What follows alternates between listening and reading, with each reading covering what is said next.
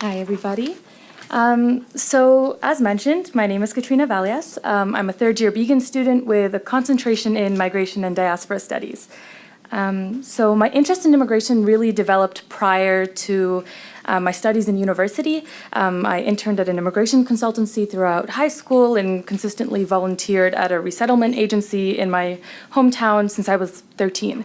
That being said, it was really natural for me when presented with the opportunity to further examine migrants and immigration practices in my hometown of Peterborough, Ontario. So my project, The Impact of Immigration Pathway on Opportunities, specifically examines the economic integration of high-skilled migrants who come to Canada through non-economic classes, meaning that rather than coming to Canada through for work through the point system, they arrived through family sponsorship or as a refugee or as an asylum seeker. So when examining immigrant landing records and income tax records, past studies have found that migrants arriving through family sponsorship or as a refugee have lower earnings and slower economic integration than economic class migrants, even after controlling for education, language fluency, and work experience. The issue there, however, is that these existing studies all take a quantitative statistics-based approach.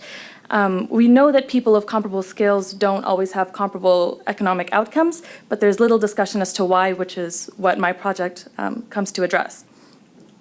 So there are many contextual reasons. First, for example, individuals migrating to reunite with family already established in Canada, but then the city they're going to doesn't have a market for their skills, but there are also patterns that stem from assumptions that non-economic migrants just aren't as skilled because they didn't come to contribute to our labor market. So there were two main patterns that I found through this research. The first being that programs supporting refugees are oriented towards lower skilled individuals. So this helps a greater amount of people, but in Peterborough, where there really is no other alternative, it also disenfranchises higher skilled refugees that still need support. And this also then leads to processes of de-skilling and negatively affecting their mental health. As well, non-economic migrants are often not made aware of certain documents they may need to rejoin their career field until after they arrive in Canada. So then it becomes doubly hard as they have to make arrangements with their home country from an arm's length away in Canada rather than having it sorted when they arrive here. So by focusing on Peterborough, this project also looks at immigration in the context of a smaller community and examines how its smaller size, while often seen as a drawback, can also be used as an asset to further integration. So my project took a qualitative approach, interviewing both high-skilled migrants and professionals working with immigration.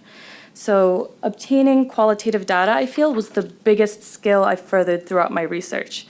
Not only the act of conducting interviews, but the process of finding participants and contacting individuals to participate in the study. This last summer, I was really forced to kind of stand on my own 2 feet rather than being a research assistant and working under a professor or working under an organization. When contacting people, I had to take ownership of the project as a young researcher. Getting that experience so early on in my academic career, I think, is an opportunity that students would be hard-pressed to find outside of CUROP. And then, of course, even before contacting these individuals, I had my first experience going through the ethics board. A very thorough process, which I'm sure I'll have to go through again eventually in the future. And then in my downtime while waiting for the ethics community to get back to me, I took supplementary courses online. So I received certificates for data quality courses through USAID. So from this project, I have also been working on a full academic research paper to be hopefully published in a journal. I've also been invited to do a presentation in Peterborough regarding this project at an annual meeting on economic integration. As well, I've been asked to participate in the creation of the city's next 5-year immigrant integration plan. So that one will be starting in 2020. And I'll be the youngest person to kind of start with this collaboration.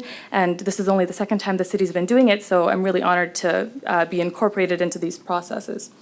So really, I'd like to thank the CUROP committee, in particular my supervisor, Professor Logan Cochran, for this opportunity, for giving me my first brush with self-directed research, for your support over the past few months, and for giving me the chance to go back to my community in a discipline that I'm very passionate about.